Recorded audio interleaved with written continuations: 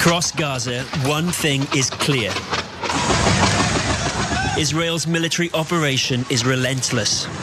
Now, as Gaza City's 1 million people brace for a new ground offensive, those who've already fled in search of safety fear even greater catastrophe may be imminent. Witnesses said the IDF struck the al-Munasira camp in Deir al-Balah 3 times today.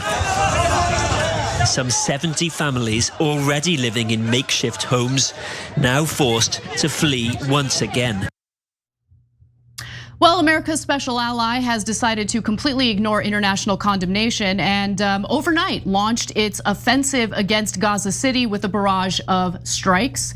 It's the latest move in the Israeli government's conquest and mission to expand as part of the Greater Israel Project. Now, the operation in Gaza City is being referred to as Gideon's Chariot 2. And aside from Gaza City, the Israeli occupation forces bombed Khan Yunis in southern Gaza and Deir al-Balah in the center of the enclave. Now, clearly, Israel has no appetite for peace and has completely ignored the fact that Hamas has in fact accepted a ceasefire deal that is far more favorable to the Israelis than it is to the Palestinians. But nonetheless, Israel said its military had entered the first stages of a planned assault that includes calling up 60,000 reservists. There are also reports that Israel is looking for an additional 10,000 troops and is essentially soliciting for troops on the international stage. So let me just say, if you're an American and you identify as an American and you leave this country to go fight on behalf of Israel's genocide, I don't know if I really want to consider you a fellow American. But nonetheless, Netanyahu is still pretending as though he wants to save the hostages and defeat Hamas, when in reality he wants to expand Israel's borders. He says, quote, "I have come to approve the IDF's plans to take over Gaza City and defeat Hamas. At the same time, I have instructed to begin immediate negotiations on the release of all our hostages and an end to the war on terms acceptable to Israel. These two things, defeating Hamas and releasing our hostages, go hand in hand."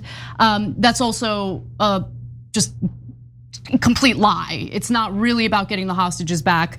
And I would be, sadly, it would be shocking if the remaining hostages remain alive, because it's not really about saving them. It's not about freeing them. It's about doing whatever it takes to clear that land of the Palestinian people so Israel can snatch it for themselves. Cenk, back to you.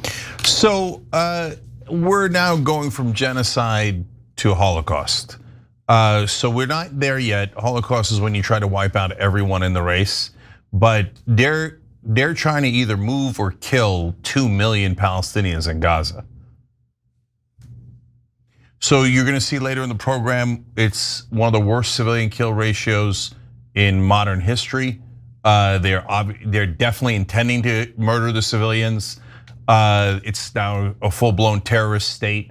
Their civilian kill ratio is way worse than Hamas's, way worse than Bosnia, which was a historic genocide, worse than Sudan, and I can go on, and we will later in the program.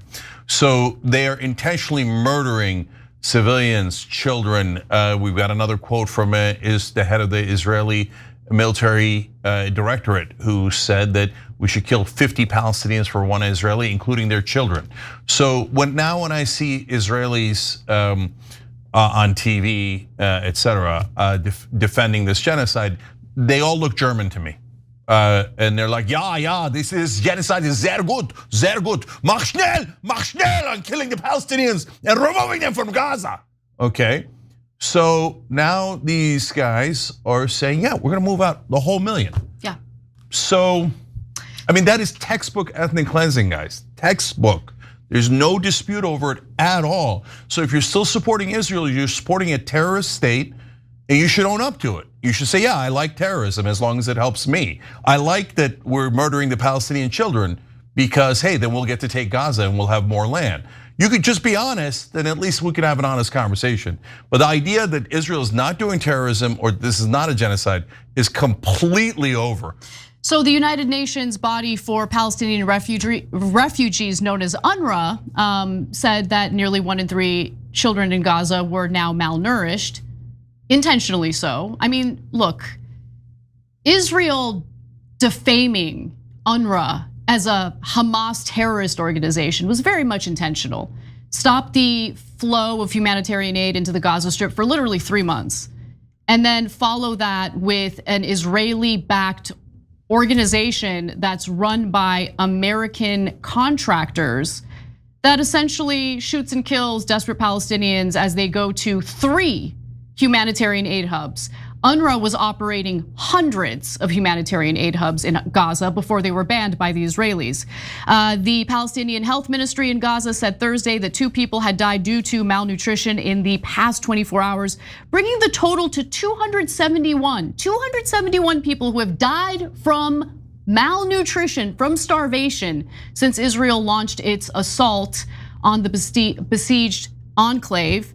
And there's now also an Israeli paper, I wanna be clear, an Israeli paper publishing about some leaked documents from the IDF that finally sheds light on the combatant to civilian ratio. Basically, the number of civilians who have been killed versus the number of Hamas militants that have been killed. And it turns out Israeli army database suggests at least 83% of Gaza dead were civilians. Classified intelligence for May reveals Israel believed it had killed some 8,900 militants in its attacks on Gaza, indicating a proportion of civilian slaughter with few parallels in modern warfare, because this is a genocide. That's what this is. Okay, so this is the IDF's documentation, the IDF's. Okay, the most moral army that we are funding, that we are arming, disgusting. 83% as of May of the people slaughtered in Gaza, civilians. Let me read some excerpts from this piece. Figures obtained from the classified database, which records the deaths of militants from Hamas and Palestinian Islamic Jihad, contradict by a huge margin the public statements of Israeli army and government officials throughout the war, which have generally claimed a 1-to-1 or 2-to-1 ratio of civilian to militant casualties. Now, the Israeli army has even confirmed the existence of this database, and it seems like they get away with everything, so they don't really feel the need to deny it or anything. They're acknowledging it. So this was managed by the Military Intelligence Directorate, which also goes by a Hebrew acronym Amman. So the Israeli army believed it had killed around, again, 8,900 operatives since October 7th through May of this year. The deaths of 7,330 of whom were considered certain and 1,570 recorded as probably dead. The vast majority of them were junior, meaning junior combatants, with the army suspecting it had killed 100 to 300 senior Hamas operatives out of a total of 750 named in the database. Now, taking the militant casualty figures obtained from the internal Israeli army database in May and lining them up against the health ministry's total death toll, it is possible to calculate an approximate civilian casualty ratio for the war up until 3 months ago, when the death toll stood at 53,000. So in other words, again, as we had suspected, the vast majority of those who have been killed in Gaza by the Israeli occupation forces were in fact civilians. And by the way, the Gaza Health Ministry's numbers is an undercount because it doesn't consider the bodies that are still trapped under the rubble. There are hundreds of thousands of people in Gaza that are missing right now. And I think it's pretty safe to presume those individuals are dead. So we don't know what the exact death toll is at the moment, but even the IDF acknowledges in their own internal database that, again, the vast majority of people they have killed are in fact civilians, and I think that's intentional. Of course it's intentional, and we've told you before, American doctors talking about sniper shots on kids under the age of 5, an unbelievable number of them. They were literally bombing and razing all of the buildings and homes in Gaza. I mean, if this is unintentional, I mean, why would you pay people to destroy every building in Gaza if it's unintentional? Like none of it makes any sense. Look, so let's break this down one by one. First of all, I mentioned some historic genocides before. Let me give you more. The butcher of Damascus, Bashar al-Assad, just annihilated Aleppo early on in the civil war. It was just grotesque. The civilian kill ratio there was 59%. Israel's is 83%, okay? And that's 83% is low because it doesn't count anyone under the rubble. It is a massive undercount according to the Lancet Journal, one of the top medical journals in the world. But even if you take that number, and the number of people that they killed that are theoretically Hamas fighters is also high. There's about 1,700 of them that they say are probably dead. So we're giving them the probably dead, right? Because this is from a leak from IDF itself, right? So you give them all that and they still get to 83% now. But of course, nothing is as bad as the barbaric terrorists of Hamas. Because on October 7th, their civilian kill ratio, a little bit of dispute around civilians and military around the edges, so the number can't be pinpointed exactly, but it is between 60 and 67%. Wait a minute. That's way lower than Israel's kill ratio. So now Israel's civilian kill ratio much higher than the terrorist group Hamas, and they have now done 60 October 7ths at a bare minimum. 60. So when that military director guy in Israel said we should kill 50 civilians for one Israeli and murder their children too, it was an undercount. They've now gone to 60, and that's before they annihilate Gaza City, which started today, okay? So look, that's why I'm telling you, genocide is now beginning to be too mild a term. It appears that they're trying to wipe out all the Palestinians in Gaza, and that would be very much historic. There's only really one other time that's happened, and of course, ironically, it happened to the Jews in Germany. In terms of the caloric intake and the starvation that they're doing, obviously also shows intent. But did you know that before October 7th, Israel was already managing the caloric intake of Gaza? I did know that actually. And what's funny is that they say like, oh no, we left Gaza. We left it. We control Gaza? No, not at all. No, they have the border closed. They have checkpoints. Anyone that approaches the wall without permission gets murdered, literally. 150 people murdered in a peaceful protest in 2018.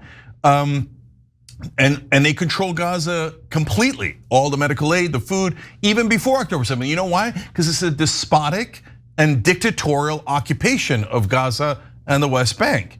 You know, when people say, oh, why should we support Israel? They say, oh, it's the only democracy in the Middle East. That's a giant lie.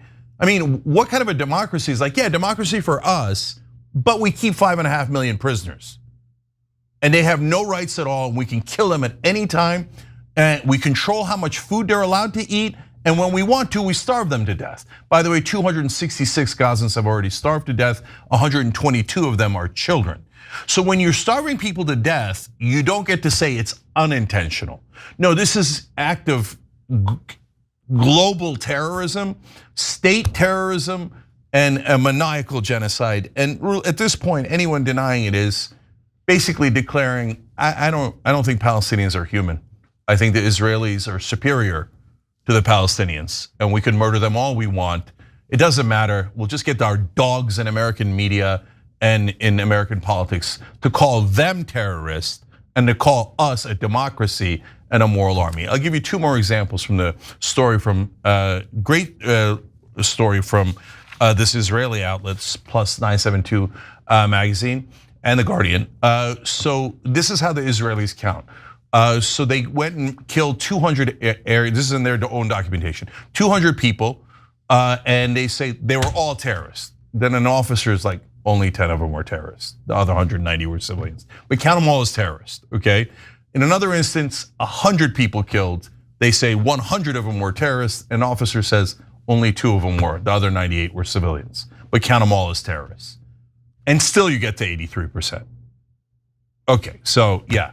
No, if you're denying that it's intentional, you're purposely lying and you're aiding and abetting genocide. So that's where we are now. So if you raise your hand and say, I still support Israel doing this, you're a bit of a monster. Every time you ring the bell below, an angel gets his wings. Totally not true, but it does keep you updated on our live shows.